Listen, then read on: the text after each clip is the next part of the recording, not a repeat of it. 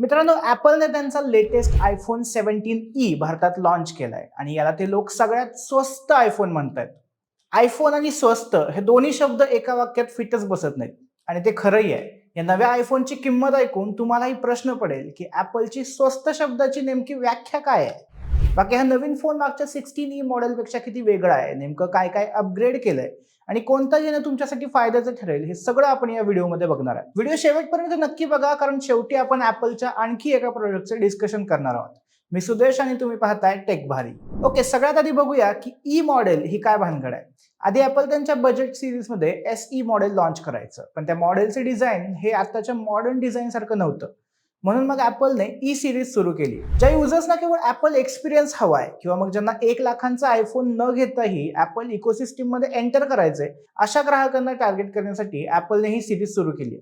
खरं तर यातून ॲपलला मिडल क्लासच्या कस्टमरला आपल्याकडे वळवायचं होतं आणि आयफोन 16 आला तेव्हा त्यांचा हा प्रयोग बऱ्यापैकी चांगला चाललाही. त्यामुळे आता त्यांनी नवीन 17 लॉन्च केलाय. आता हा फोन कसा आहे बघूया. बाहेरून दिसायला हा फोन अगदी आयफोन 16 सारखाच आहे. सेम 6.1 इंच एवढा मोठा डिस्प्ले दिलाय.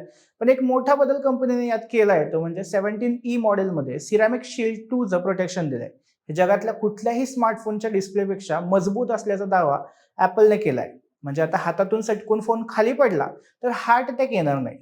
पण डिस्प्लेच्या बाबतीत एक गोष्ट खटकते, ती म्हणजे फ्रंट कॅमेऱ्याच्या जवळ असणारी नॉच. आता तर चायनीज कंपन्यांनी पण हे नॉच देणं बंद केले, ते पण पंच होल डिस्प्ले देतात. तरी ॲपलने का ठेवलंय काय माहित. बाकी यात 60 हर्ट्सचा OLED डिस्प्ले दिलाय, ब्राईटनेस मात्र 16 पेक्षा जास्त दिलाय. सो आउटडोर यूज साठी चांगला आहे. आता या फोनच्या हार्टकडे म्हणजे प्रोसेसर एकदम लेटेस्ट असा A19 चिपसेट यात दिलाय आणि हाच या फोनचा USB आहे. आयफोन 16 मध्ये A18 चिपसेट होती. आता नवीन व्हर्जनमध्ये चिपसेट सुद्धा लेटेस्ट दिली आहे. हा प्रोसेसर केवळ पॉवरफुलच नाही तर AIचे म्हणजे आर्टिफिशियल इंटेलिजन्स नाही तर ॲपल इंटेलिजन्सचे फीचर्सही यात दिलेत. रॅम 8GB दिली असली तरी चिपचं ऑप्टिमायझेशन एवढं खास आहे की मल्टीटास्किंग आणि AI टूल्स अगदी स्मूथ चालतात. 16च्या तुलनेत हा फोन 20% फास्टर असल्याचं कंपनीने म्हणलंय. बाकी सॉफ्टवेअरचं म्हणाल तर दोन्हीमध्ये iOS 26 मिळतंय. Call screening, hold assist, call सुरू असताना live translation, on screen visual intelligence असे AI फीचर्स या दोन्ही फोनमध्ये मिळतात. आणखी एक महत्त्वाची गोष्ट म्हणजे कॅमेरा. ई सिरीज मधला फोन आहे त्यामुळे एकच कॅमेरा दिलाय. बरं, मेगापिक्सल म्हणाल तर ते आधीच्या 16 सारखाच 48 मेगापिक्सलचा दिलाय. पण यात एक अपग्रेड दिलाय. एक तर त्यात सेन्सर मोठा वापरलाय आणि यात नवीन फोटोनिक इंजिन वापरलंय. या दोन्हीचा फायदा असा की लो लाईट फोटो खूप चांगले येतात. बाकी यात 2x झूम आणि 4K 60 FPS वर सिनेमॅटिक मोडमध्ये व्हिडिओ शूटिंग असे फीचर्सही दिलेत. 16च्या तुलनेत आणखी एक मोठा अपग्रेड म्हणजे बॅटरी. बॅटरी मोठी दिली आहे आणि साधारणपणे 1.5 दिवस ती आरामात जाईल असं ॲपलने क्लेम केलंय.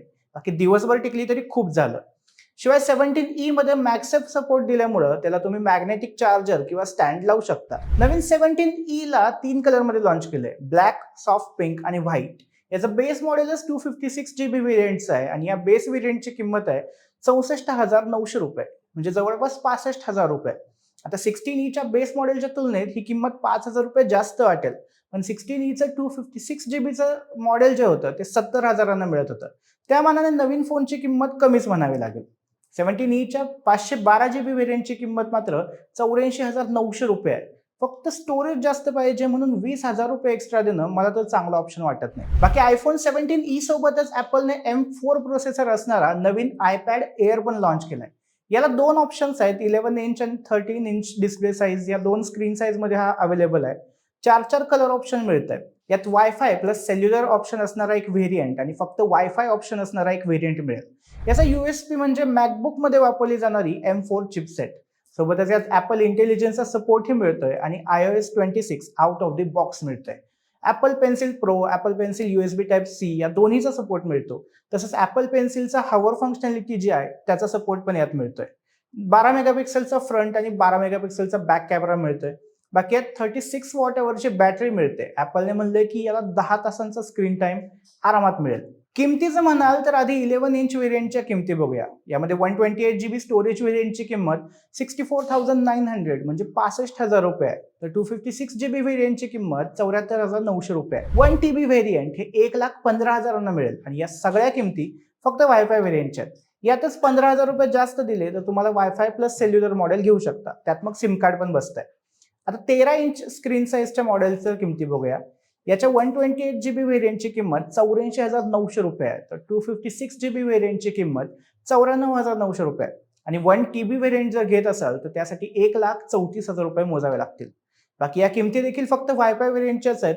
सिम कार्डवाला व्हेरियंट घ्यायचं असेल तर यात 10,000 रुपये जास्त द्यावे लागतील. आयपॅड एअरच्या किमती ऐकून मला तरी वाटायला लागलंय की iPhone 17e घेण्यापेक्षा आयपॅड एअर घेतलेला परवडला. बाकी तुम्हाला आयफोनच्या नवीन 17e मॉडेलबद्दल किंवा ई सिरीज बद्दल काय वाटतं हे आम्हाला कमेंटमध्ये नक्की सांगा. व्हिडिओ आवडला असेल तर लाईक करा आणि आपल्या मित्रांसोबत शेअर करा. आणि टेक संबंधी अशाच आणखी व्हिडिओ पाहण्यासाठी टेक भारीच्या YouTube चॅनलला सबस्क्राईब करा.